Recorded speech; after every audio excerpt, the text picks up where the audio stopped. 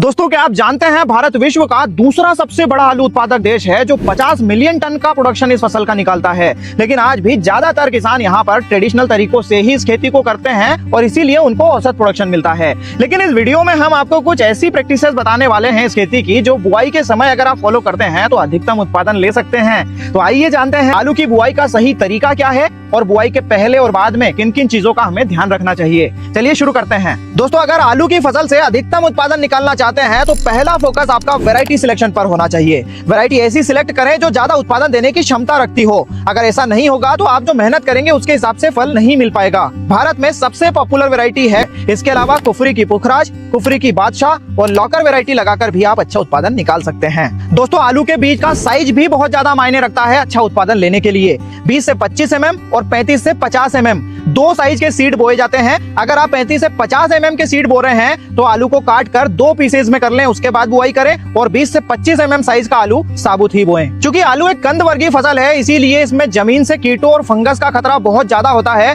और इसीलिए बुआई के पहले बीज उपचार करना बहुत जरूरी है। इंसेक्टिसाइड प्लस फंगिसाइड से बीज उपचारित करें या फिर ट्राइकोडर्मा और सुडोमोनास भी आप ले सकते हैं। दोस्तों आलू की फसल से अधिकतम उत्पादन निकालना है तो मिट्टी का चुनाव भी सटीकता से करें। भारी मिट्टी या फिर फटने वाली मिट्टी में इस फसल से अधिकतम उत्पादन नहीं लिया जा सकता है।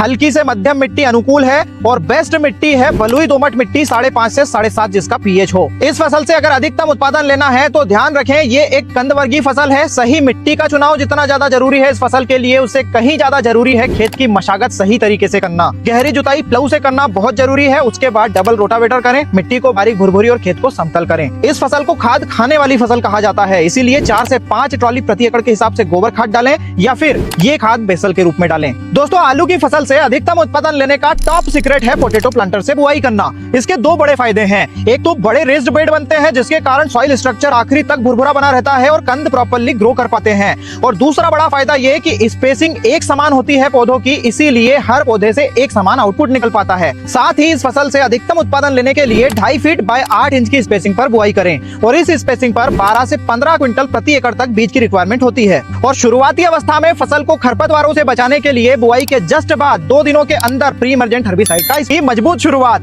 दोस्तों ये एपिसोड